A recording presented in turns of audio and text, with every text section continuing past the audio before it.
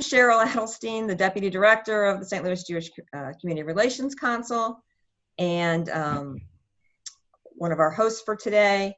And I want to welcome on Stephen Cohn with the Mirowitz Center, who is the co-host of our series. So Stephen, if you want to unmute yourself if you're muted and join us. Thank you so much. I'm delighted to be here on behalf of the Mirowitz Center and thank the JCRC for allowing us to co-host this program with you. I'm the Special Event Coordinator at the Mirowitz Center, and we are thrilled that this is one of the many programs that we're able to offer people via Zoom. I just want to put in a plug and tell you that for all of you politicos out there, on August 13 at 10 a.m., David Robertson is going to be doing a Zoom talk on the national political scene and the election, which you're welcome to join. And on August 27 at 2 p.m., Joel Goldstein, the former president of the JCRC and a national authority on the vice presidency, is going to be speaking about the vice presidency. And since that talk follows on the Democratic Convention, it should be a most interesting talk about Joe Biden's selection of a running mate. Thank you again all for joining us. So thank you, Stephen. So glad that Mirowitz is here. And as a preview, when we have our next month's meeting, we're going to try our best to figure out a way to open up early and allow people to be able to chat with each other, potentially in breakout rooms. We're not exactly sure how this will work, but that was one of the things we really loved about What's Up with the Region is people came at 11:30 and brought their lunch and were able to chat, and we'd love to figure out a way to be able to have people connect in that way. So we're working on the technology on that. So as I said, our topic today is Jewish community efforts towards racial equity. Our community's been working on this issue for a long time, and I think it's just been even more highlighted since the murder of George Floyd at the end of May, where our organizations have even stepped up more to try to shine a light on racial equity issues, both inside and outside of the Jewish community. So we have today representatives from 3 of our area congregations, Central Reform Congregation, B'na Amoona, and a congregation Shaare Emeth, to talk with us about what their congregations have been doing this summer and ways that the general public can plug in. We also then will have Karen Aroesty with the ADL and Nancy Litz. Nancy, you have way too many last names, but I got them all in. I know. With NCJW to talk about their work, and then we'll wind up our program with Alyssa Banford and I from JCRC talking about our Jewish Coalition for Racial Equity. Hopefully you will all leave with ways to be engaged if you want to be further engaged. And with that, I'm thrilled to turn the program over to my rabbi, Rabbi Randy Fleisher, to talk about a really interesting effort at Central Reform Congregation. Randy? Hey, hello everybody. Good to be here. Thank you to Cheryl and Alyssa for inviting me to participate, and to the Mirowitz Center. I am not the first Fleisher to participate in a Mirowitz Center program recently, Stephen. Gabe had a really great experience doing a presentation a week ago or so. But I'm here to talk about a program that we initiated recently called Voices of Black Jews, which is a video program highlighting members of our congregation who are Jews of color and just asking them to tell their stories via video. But I'm going to back up a little bit. Cheryl asked me to kind of give a little bit of the background of how we got to this place. So CRC was founded fairly recently in terms of how congregations go. In 1984, the congregation was committed to being an urban community, an urban Jewish community, and its founders in particular were passionate about racial justice and racial diversity. So in that goal, or with that vision, we created many connections to the Black churches that are, right all over our neighborhood and in the vicinity, as well as secular organizations who are devoted to civil rights and racial equity. Not too long after sort of all those efforts came to fruition, we came to see that many people of color were starting to come to our synagogue, to our congregation, to our services and classes and programs. There were African-American Jews. There were non-Jewish people of color who were interested in conversion, and non-Jewish people of color who weren't interested in conversion, but who enjoyed coming to our services and participating in classes, which we thought was obviously a very positive thing. We love the idea of being a racially diverse synagogue. By this time, we had already not only were a Jewish congregation, but we were became the only synagogue in the city of St. Louis when in 2000 we built our current building. But one of the things that we found and discovered that a significant number of people of color who were coming to CRC, not all of them stayed for a very long time. And we started to do some internal discussions about why that was and how we could be a better community and serve people of color better. So in 2005, we initiated a congregation-wide dismantling racism initiative, not focused on, like we have been all along, and we were and we still are, fighting racism outside of our walls, in the city, in the community, in the country. Those continued, but this was an effort to look inward. And like I said, how could we be a congregation that really was introspective, so that we could serve people of color better? And so we did a lot of programs with this initiative. The whole congregation read a book called Uprooting Racism, which I highly recommend. The board and our various committees would read the book and then have discussions around it. We formed an alliance with a local group of African Hebrew Israelites, which is another story for another presentation. But that became a really helpful alliance, and we started a Passover Seder with our Jews of color Havara and with the African Hebrew Israelites that still goes on today, many years later. I can't do the math on the spot. But the most impactful thing, in my opinion, we did in this initiative is we held a one-day-long retreat with board members, with religious school teachers, with staff, rabbis, members of our congregation. And one of the things that we did in this retreat was we had what's called a fishbowl exercise. And I'm sure many of you have been through fishbowl exercises, but the idea was we had Jews of color, members of CRC who were Black, African-American, people of color, speak to everybody else, white Jews, white participants, and just tell us their experiences. And some of what they said was really positive, and some of what they said was really difficult to hear. Kind of microaggressions. This was back in 2005. That term has become much more in use, but that's what people were talking about. They were saying because they were Black, people assumed that they weren't Jewish. And they were well-meaning people that assumed that, but the assumption was in itself harmful. People of color said sometimes they found themselves sitting alone and nobody would sit next to them. So we knew we had some work to do, and we went to work. Following from that initiative, we made sure that we always had Jews of color on our board of directors.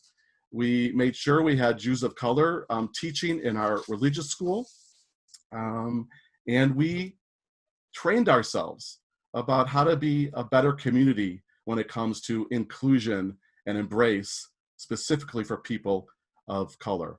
One of our congregational leaders who kind of emerged in this time period, who was a board member and a teacher, and one of our musicians, Dr. KB Frazier, has now left St. Louis.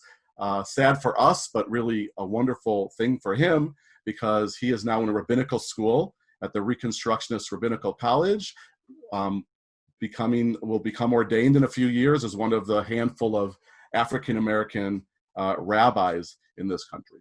So now we're here this summer of Black Lives Matter movement kind of reaching a mass sort of popularity and involvement.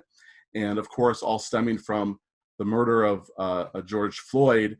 And into that moment came a voice, a young voice, an 18-year-old voice. His name is Yahid. Yahid grew up at CRC. He's a African-American Jew. He was bar mitzvah at CRC and confirmed at CRC. Yahid recently, with his family, moved from St. Louis to a small town called Carlisle, Illinois. They still come back to CRC because it's, I don't know, about an hour away. But Yahid found himself for the very first time in school. He had been homeschooled, and Yahid became a very popular young man in his almost all-white school. He was a soccer star, and he's just a very, well-loved human being. And he had all these friends. And when George Floyd was murdered and Yahid started to speak out about Black Lives Matter, his friends, his white friends, dismissed what he was saying, dismissed his concerns.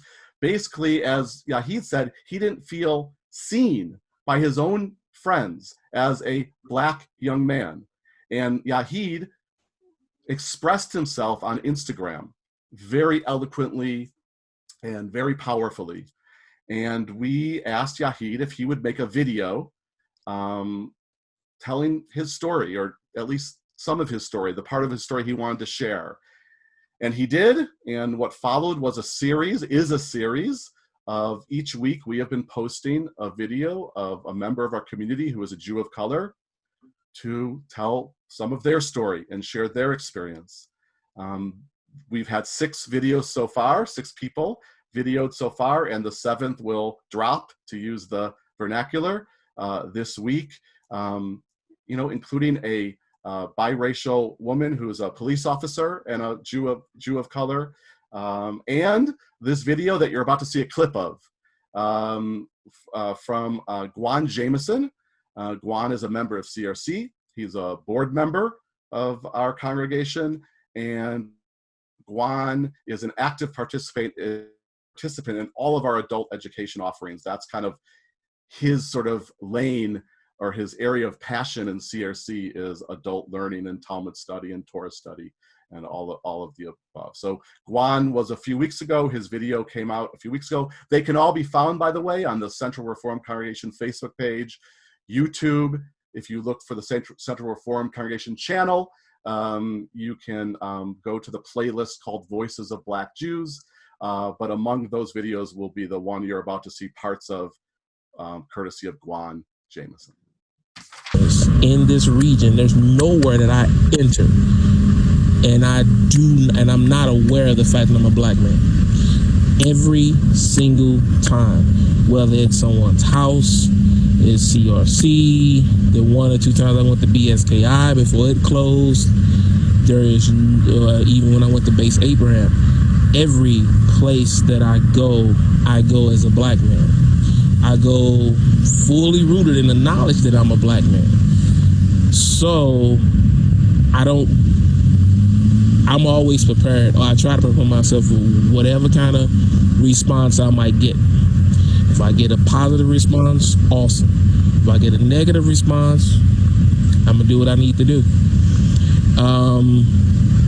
So I couldn't sit here and run down a list of times when I felt accosted. Have I had the police call on me? Yes. Have I been profiled before?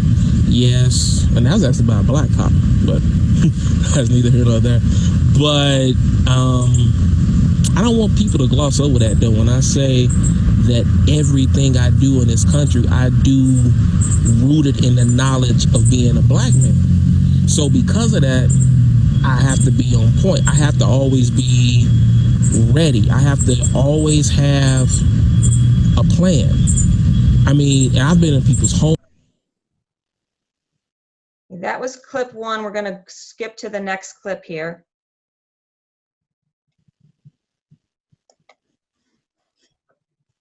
To see what they were going to say. And there was one session where I got there late, and by getting there late, I ended up sitting at the same table with Rabbi Susan, which was kind of cool.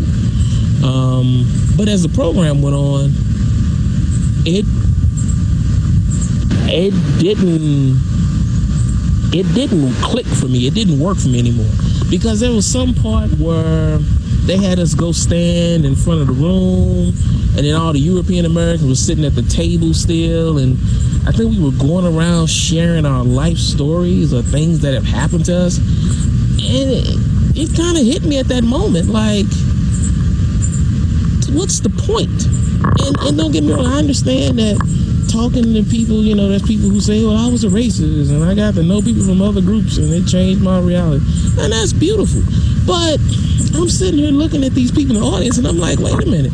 The same people who have the utmost compassion for what happens to an animal. I mean, I can go out here if I wouldn't, but I can go out here if I kick a dog or push a cat away from me, especially if there's Europeans around, they're going to react passionately, ask me what's wrong with me, and say, you know, hey, why are you acting like that, and don't treat an animal like that. Yet I'm supposed to think that these people can't see the humanity in me, that I'm a whole entity that, minus some surface differences, looks just like you, and I gotta try to convince you of my humanity, or I'm supposed to tell you that my life matters. That kind of, I'll be honest with you, that kind of hits me a little, that don't sit too well with me.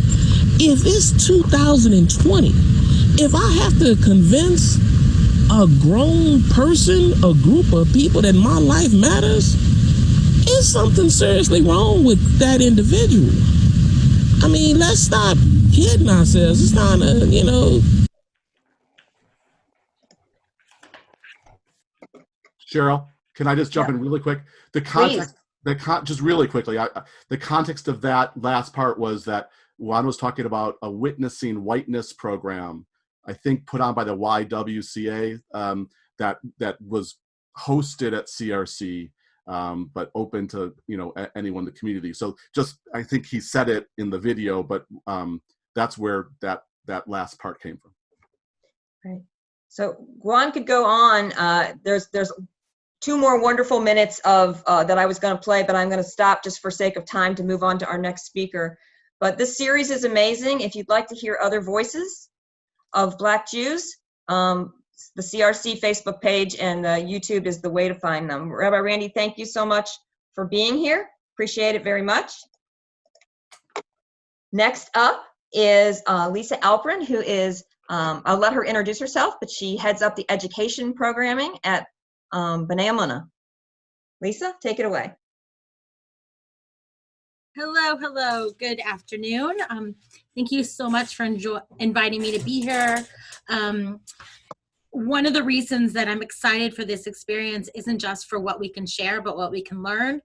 I think one of the best parts about St. Louis is that we're getting smarter and better and understanding that as a community we can work together. So we have been doing pieces here and there over the last few years. I've only been here for the last 2. But what really happened over this summer was a groundswell. We heard from volunteers and Clay Kodesh and educators and lay leadership that we need to be doing something. And not only do we need to be doing something, but we need to be doing something that was not siloed, that our congregation has been working within the education department and working within our services and tefillah and adult education and our youth to do all this different type of programming, but we needed to do something that was a little bit more all-encompassing. So we were blessed to meet with Dr. Shanita Mays. She is a leader in the community, the greater St. Louis community, and does a lot of ABAR work. So ABAR stands for anti-bias, anti-racism. and she is a regional trainer and is becoming a national trainer in this work. She, in her day job, happens to be a principal of a school in town, but this is really the work of her passion. So she agreed to work with us and to create a program that could be interactive, and it could also be something that we as a community could use as a jumping off point. It was not supposed to be an ending. It was supposed to be the beginning of our journey. And a lot of it has to do with the fact that there's this concept, which is an inside out approach, which is a lot of the work of the National Equity Project does. And inside out means start with yourself, understand yourself. And then by doing that, as social workers love that kind of approach, you could then start to do the real work. But if you don't understand where you're coming from, you don't have any concept of where to go. So Shanita worked with us to create the beginning, and the goal of the work was to interrogate our process of to intertwine our process of socialization and confront the biases that developed as a result of that process. So we created a program that explored various topics such as white privilege, white fragility, systemic racism, social identity, and merely just the concept of bias. And what does it mean to have a bias? And to understand that everyone does have a bias. So we created this program and did an outreach to not just the B'na Amoona community, but did share it with the greater St. Louis community. And we did have probably 15 to 20 people in the greater St. Louis community who joined us. It was also very much supposed to be a book-ended experience, meaning although it was the beginning of a journey, that it was time sensitive, and we made it so that people understood how much energy and time and passion we needed them to be able to commit to. And the better understanding was after the beginning, if they felt that this was not something for them, that was totally fine, but we wanted people who would be all in. So we did a 3-part process. The first 2 pieces Dr. Mays really led us through were both 2 hours, 1 hour. Each of those processes was 1 hour, so it was a 2-hour online commitment. The 1-hour webinar has helped us better understand a systemic racism. She spoke, shared slides, and really facilitated the conversation. During the second one, she then brought us together again to really look at what we had learned. We were given assignments, and we looked at what we learned. And during the first 1 and 2, the second one, we then also all took surveys to kind of put us on a journey of were you in group 1, 2, 3, 4, and 5. My daughter likes to say that the group 5 were the most, her word, woke people, and the group 1 were the people who went, wait, what is this that I got myself into? And why do I need to do this? So each of us explored this on our own through a very short survey that we answered, and were asked to be very open and honest. The only person who saw those results, who actually didn't really know who many of us were, was Dr. Mays. And then she grouped us into 1, 2, 3, 4, and 5. Then we were each sent information, videos, podcasts to listen to, and reading to do on our own. And we were given 4 to 5 days to do all of this informational approach. Then we came back together, and Dr. Mays worked with each of us to have a facilitated conversation as a group. And then we broke off into groups in different lovely Zoom rooms. And in each of our Zoom rooms, there was a facilitator for each room. And I could speak to my room. We had people in groups 2, 3, 4, and 5 all in our room together. It was done completely randomly with some guided questions for us to explore together. The largest challenge of that was that we were given about 40 minutes to do that. And to be honest, I think it could have lasted 4 hours with nobody choosing to stop. But at the end of that process, we were able to do some reflection and come back together again with Dr. Mays, who kind of shared with us that this was the back end of the bookend, and also reminded this was only the beginning. We then had a quick survey that people were able to fill out in that moment, not asking for them to do it later, with many different ideas of what's next. So one of our pieces was that this was a charge for what's next.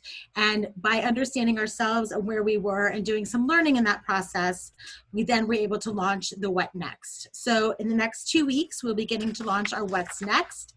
We will have some book groups going on. We will continue to have some more small group focus groups. What we heard from many people is that this was great, but I really need to talk more and I need a safe place to do that. So we're creating some safe places to do that as well.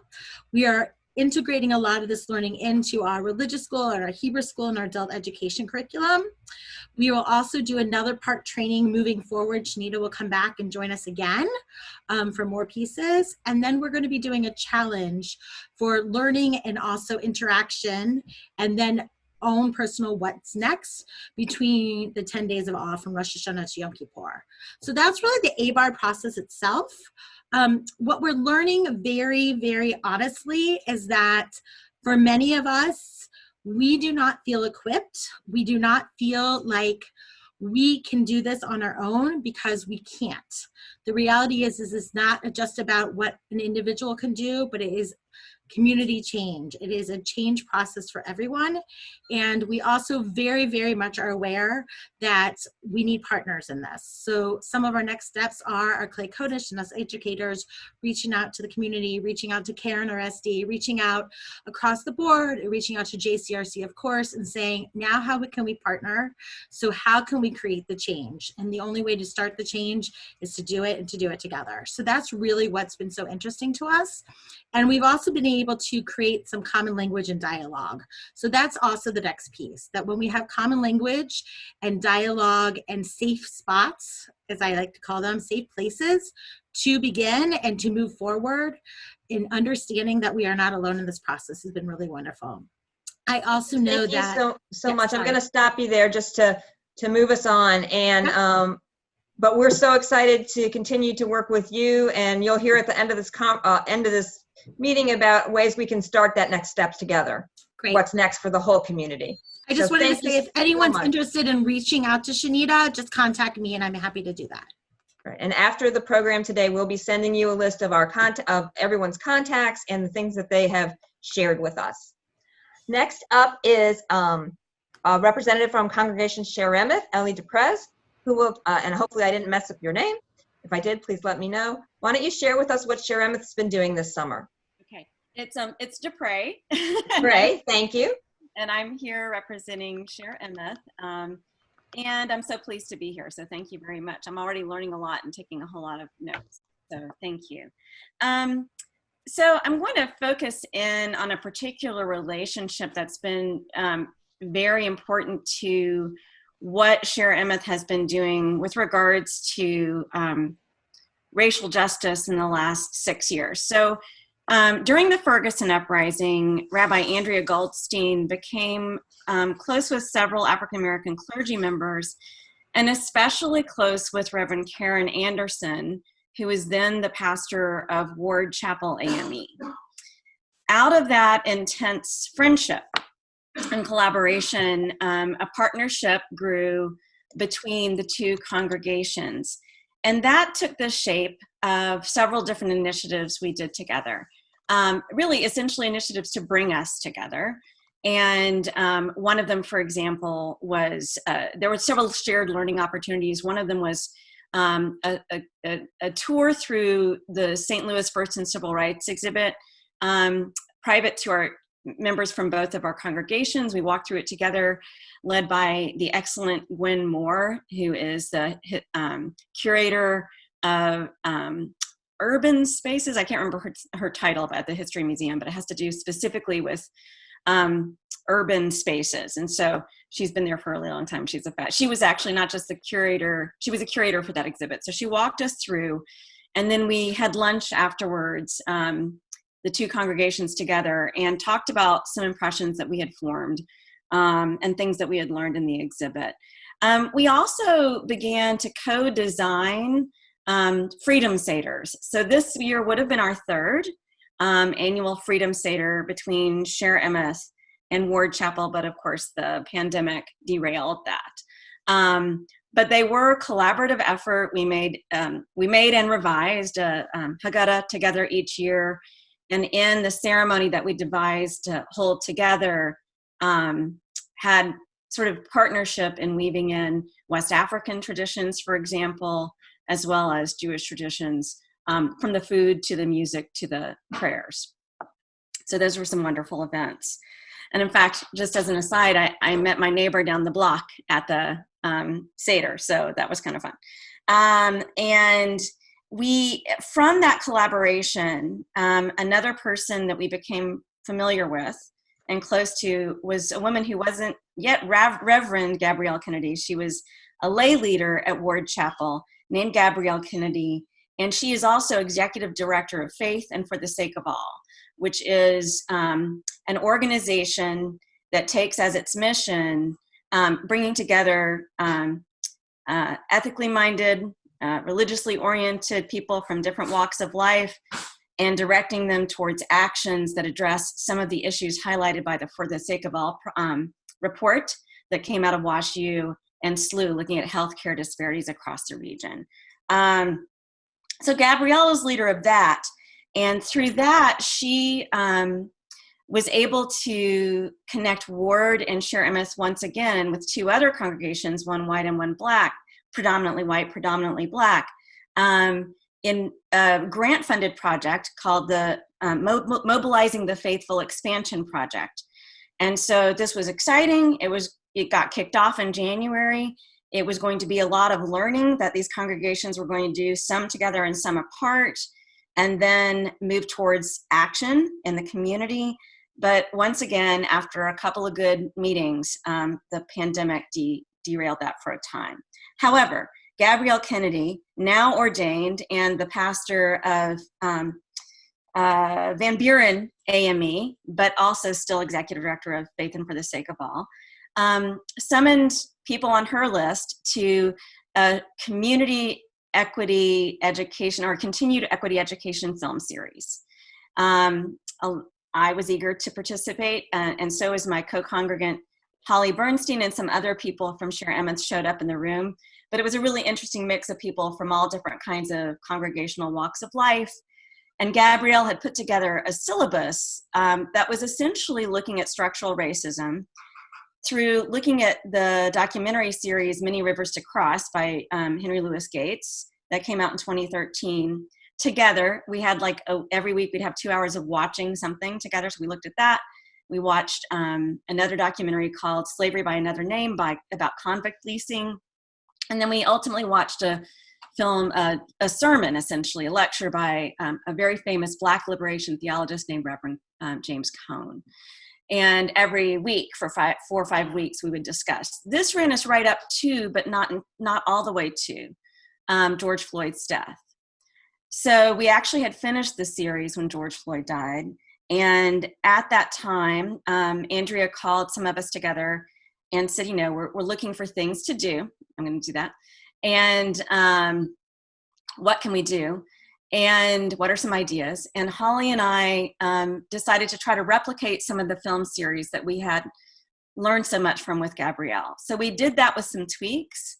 And the major tweak is actually that instead of concluding with Reverend Cone, we concluded with Whose Streets, the documentary about the Ferguson uprising from the perspective of local activists. And it worked out really very beautifully. Those who showed up, there are a few of them in the room today. The Livingstons are here in the room today. It really became a space where we were trying to continue to process what really is the history of structural racism in this country. And one of the things we found is that we learned things we'd never learned before, and we learned them in each other's company. And leading up to looking at our recent history of the Ferguson uprising as a culmination to this shared learning that we were doing historically leading up to that point was very powerful. So now what's next? That's our question, is where to go next. But the film series is one of the things we've most recently done. Another thing is that the board has just formed a committee on racial equity and inclusion. And Holly and I are currently serving as the co-chairs of that committee. So thank you. Thank you so much. And it's so interesting that you took the work of Faith and For the Sake of All and transferred it to Shaare Emeth. That's really a great model. And again, we are hoping, JCRC is hoping to help create that what's next. So stay tuned. Yeah. So this has been so great. I'm gonna introduce our next speaker. we're just going to go with one last name, Nancy Litz, who is here representing National Council of Jewish Women, who have been working in racial equity for many, many years, racial equity issues. And Nancy, I'm going to turn it over to you. Thanks, Cheryl. As you sort of alluded, NCJW has been in St. Louis for 125 years, and virtually all that time, we've been working on a mission that combines community direct service work with policy advocacy work to address issues that negatively impact women, children, and families in our region. And given the region that it is in which we find ourselves, it's no surprise that many of the issues that we work on cut disproportionately against our neighbors of color. Issues like educational equity, voting rights, Medicaid expansion, minimum wage policies, predatory lending. We could go on and on. So, in one sense, racial equity has always been very significant in our work. But in our most recent strategic plan, we added an item to every different silo of our work that said we wanted to develop our programming in a way that was going to specifically put racial equity at the center of our planning. And when we started to think about what that actually meant in practice, we realized that, not unlike some other groups have alluded here, our work had tended to fall into two silos. Either you worked in community service or you worked in advocacy.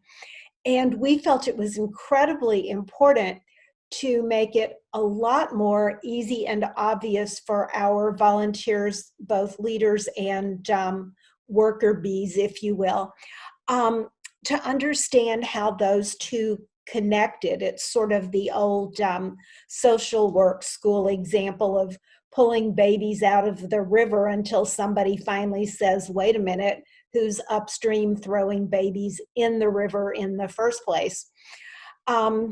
So a lot of education of our totally well-meaning volunteers about how marginalized communities have come to be in the situation that they now find themselves in, and we now find them, seemed really important. Now, I hate to say that there's a silver lining to a pandemic, and I certainly don't mean to minimize in any way all the terrible, terrible things that this has brought to us and to the communities that we serve. But it also has pushed us to take a lot of our educational programming into a virtual context, which has dramatically increased the number of our members and other members of the broader community that we can engage in our lunch and learn programming, for instance. For about 4 years, we've done educational programs around our issues on the third Thursday of every month, and now the attendance in those is much, much stronger.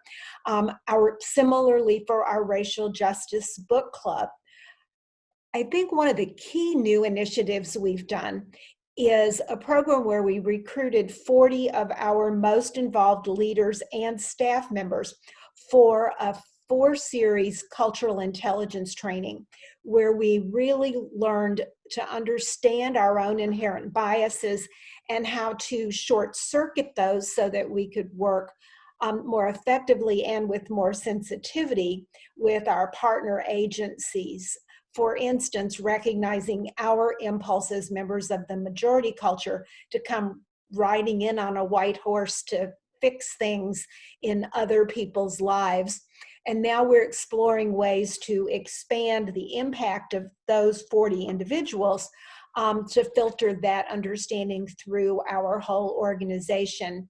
And in a similar vein, we've chosen to get 2 of our community service leaders certified in a program of of dealing with trauma survivors, because obviously everyone we serve is more than a little bit traumatized at this point. So we're working to increase our sensitivity in that way as well. And to put a bow on it, at our last board meeting, we approved the formation of a racial equity, inclusion, and justice subcommittee to really hold our feet to the fire for, oh gosh, another trite expression, to hold our feet to a fire, to put our money where our mouth is, to keep moving forward in an informed, educated, and sensitive way to address all the inequities and to be really the anti-racist organization that we aspire to be. Nancy, would you mention your book club? Sure. In such a smart thing about our book club, this is again something that we've done for a while, because there's so much that we as white people and white St. Louisans in particular don't really know about the background and the history of why our racial divide is what it is. And so we've chosen some fairly hard-hitting nonfiction titles. And in addition, Felice Joyce, who is our Vice President of Advocacy, has included some very realistic but fictional books as well.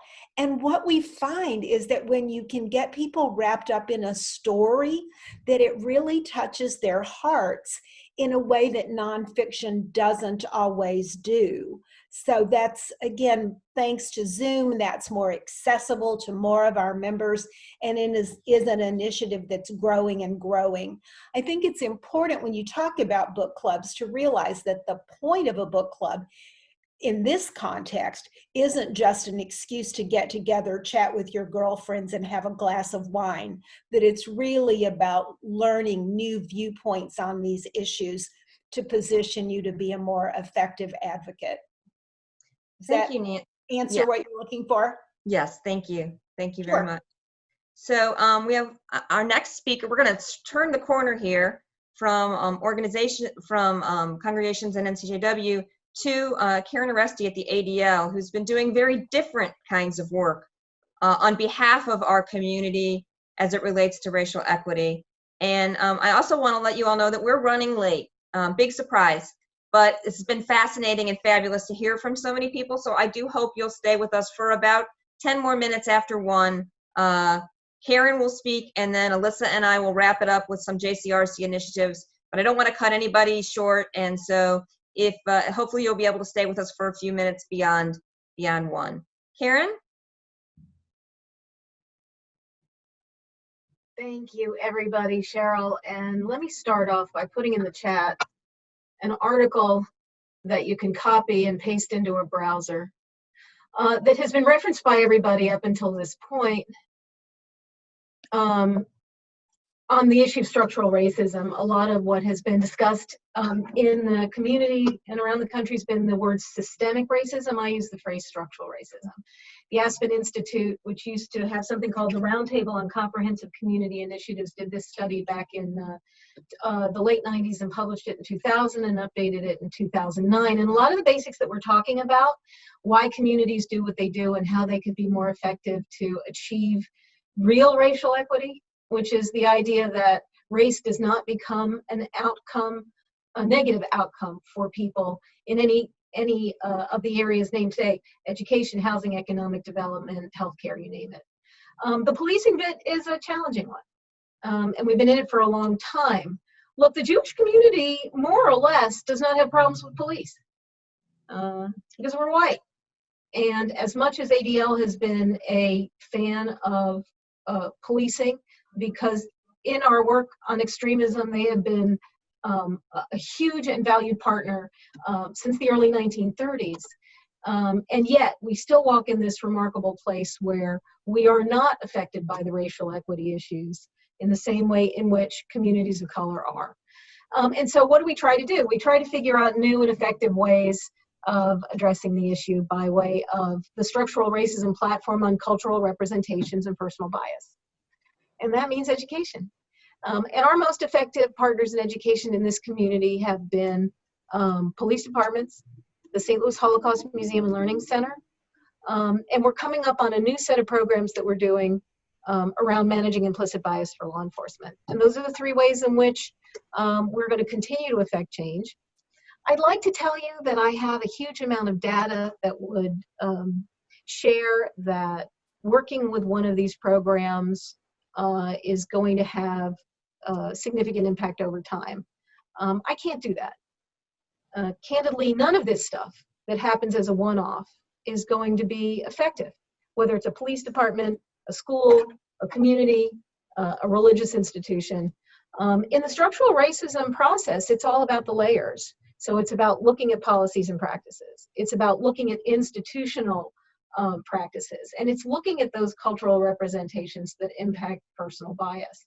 And all three get to play in all at the same time in order for there to be meaningful change.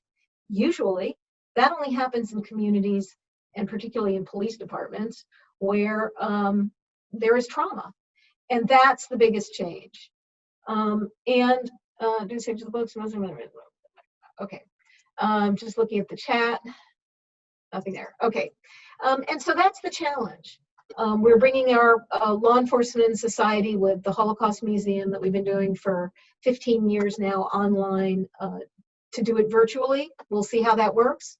We're bringing in managing implicit bias for law enforcement to do that virtually.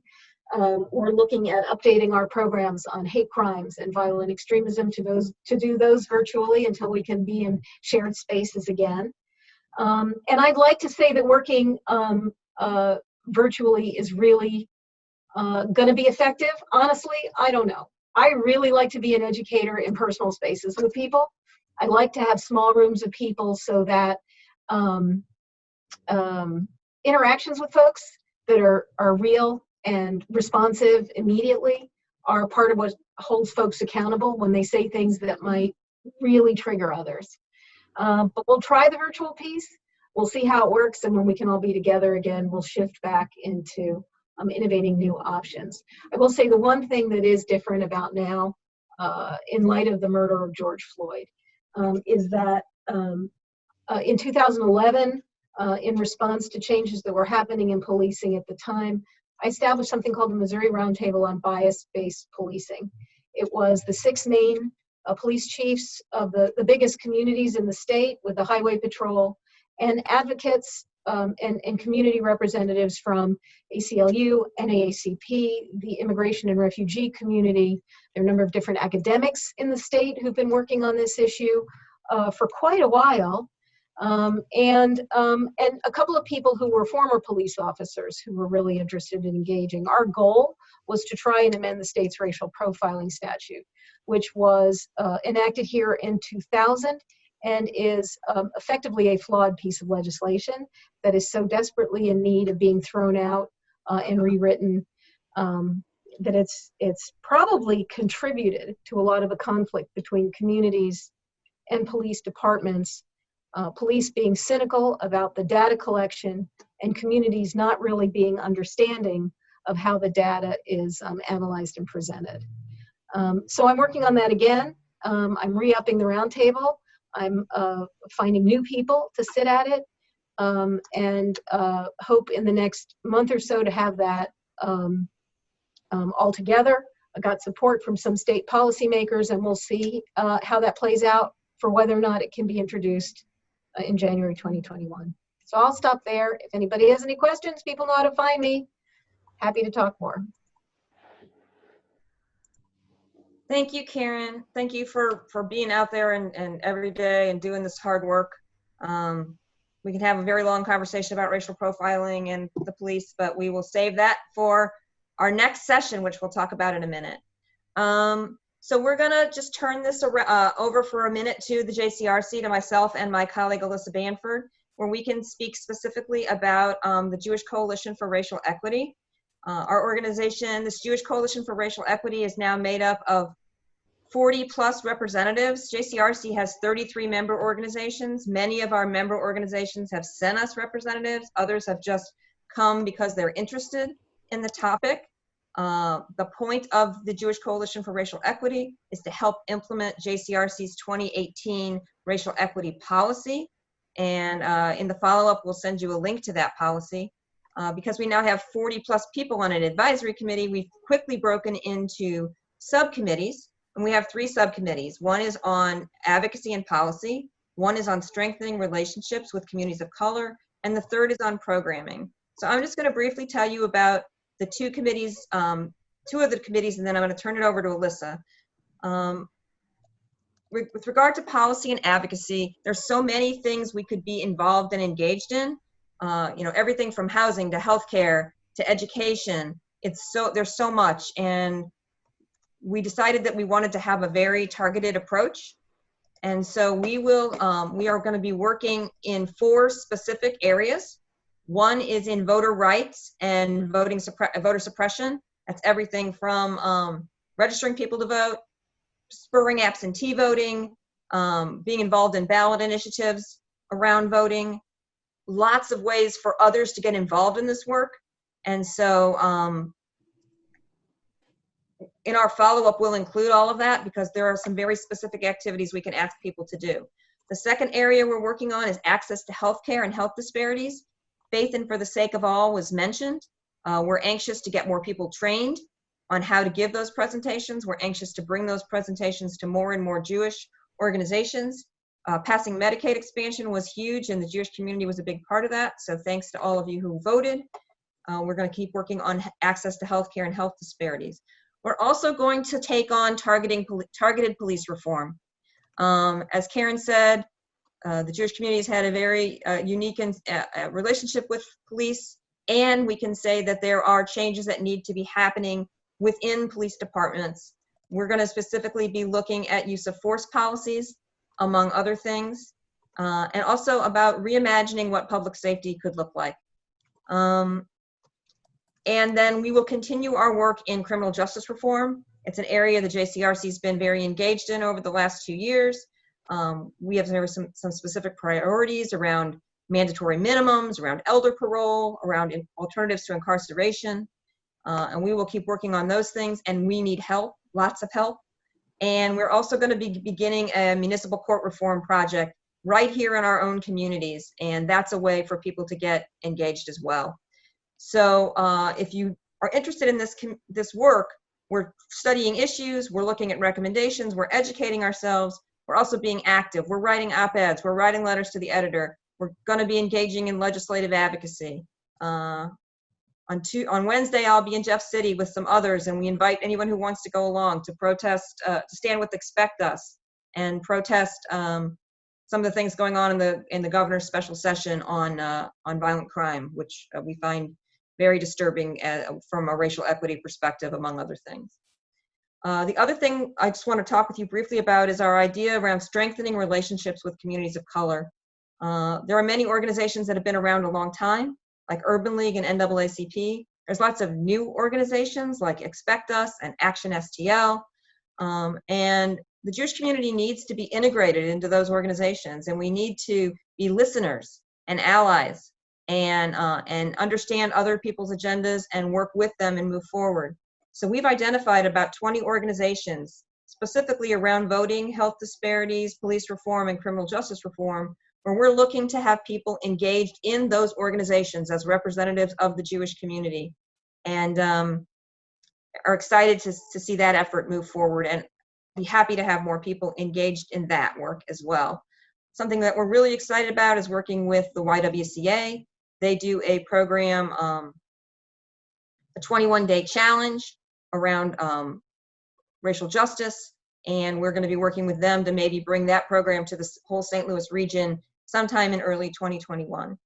So with that, I'm going to turn it over to my colleague Alyssa Banford, who will talk with you about where our programming is headed to help, as everyone has said, what's next? What's the next step, and how can we get there? Alyssa, I'm turning it over to you. Thank you so much. This whole program has been really, truly incredible to be able to hear what everyone is doing in their own communities. And And I'm so excited that you know, as individual communities, this work is happening. So what we're trying to do with the JCRC is, first of all, to lift up what so many others are doing. And if programs are open to the public, we'd like to continue to share that. And then we want to also bring the whole Jewish community back together. So we've been doing this individual learning in congregations and organizations, and now we need to come together as a community. So I am terrifically excited that we are going to be launching a virtual conference this year. And this will be after the high holidays. It'll be a 6-week conference, since it can't be an in-person conference. We'll spread it out over 6 weeks. It'll be on Sundays, and we have an incredible lineup with Black leaders from across the United States to facilitate and conduct lectures to help us learn. And I'm really excited to also say that most of our presenters also have strong ties to St. Louis. And so this isn't just, you know, a speaker who knows nothing of our city, but they do have an understanding of the workings within St. Louis and the beauties that our city has to offer.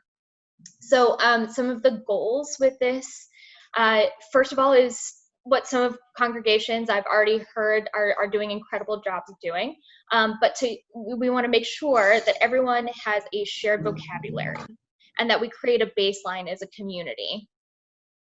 Then we are going to address our individual internal bias and relationship with racism.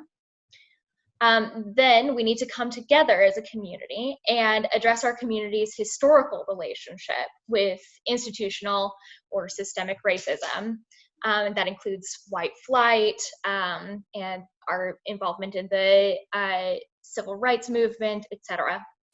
And then finally, we really want to be celebrating. We want to be celebrating the diversity of our multiracial Jewish community. And how wonderful it is that we have such rich traditions within the Jewish community.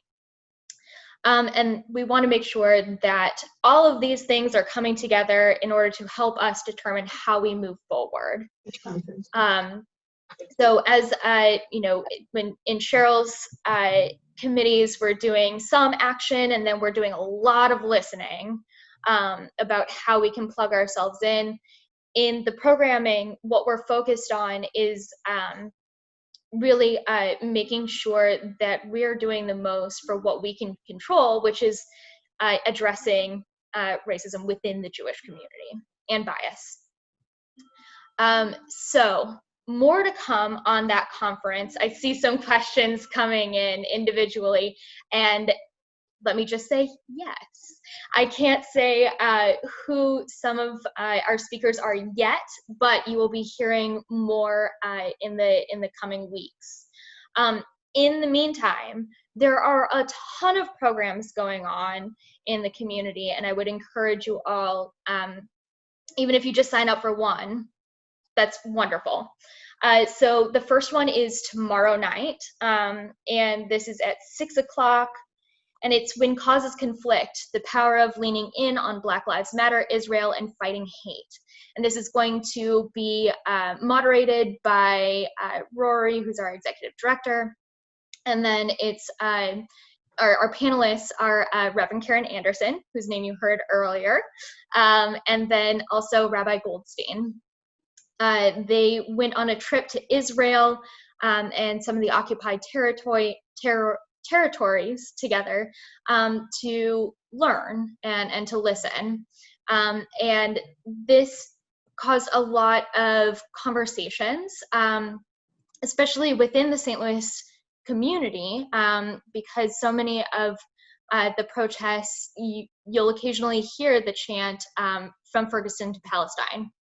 And so what does this look like for the Jewish community to engage on Black Lives Matter when we're hearing that chant? So this, I've heard this conversation a few times before. It is incredibly powerful. I highly encourage everyone to sign up for it.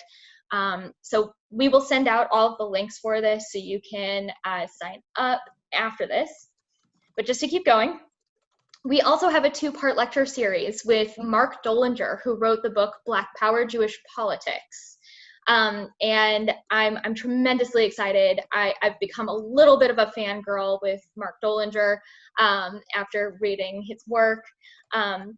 So the first lecture is going to be Jews in the Civil Rights Movement in the 1950s. The second one is going to be Jews in the Black Power Movement in the 1960s and 1970s. And this is going to be on Wednesdays.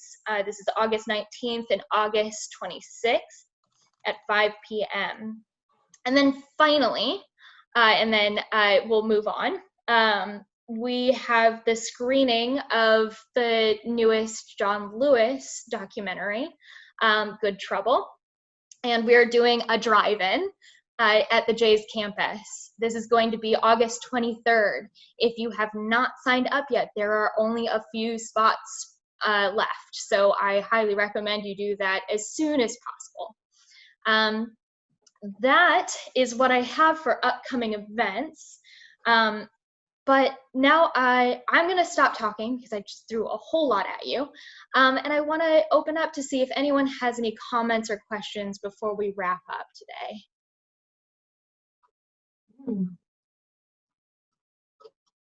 I still see people on mute. Yeah. Yes. Lynn, are you going to, there are so many dates that you've said and so much information. You'll be kind of sending something out that will incorporate all of this, the books and the dates and the speakers and all of that? That would be great. Yes, we will send a follow-up email with all of this information. Also, if you'd like, in the chat right now, there is a link to the JCRC website with upcoming events. Everything is listed on there. Also, a really, really great point, Rabbi Zenker, so that the drive-in movie theater screening, registration is per automobile, not per person. So you only need one space if you're bringing a car. Sorry, I muted you, Lynn. Unmute her again. Yeah. You can't. She needs to accept.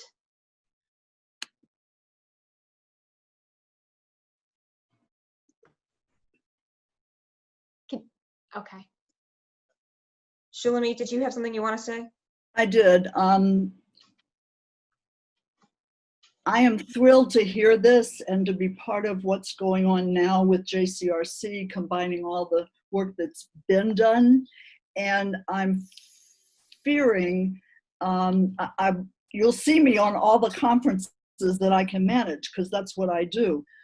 But opportunities to get involved, to take action, even though we're in a shutdown, I miss you guys and need some things to do. I'll just say that. All right, Shulamit, we will put you to work. There are many, many organizations that are looking to get people on the phones to help make sure voters are registered, to help them understand the absentee ballot process, et cetera, et cetera. And we've got lots of organizations that want people that will do exactly what I know you're able to do.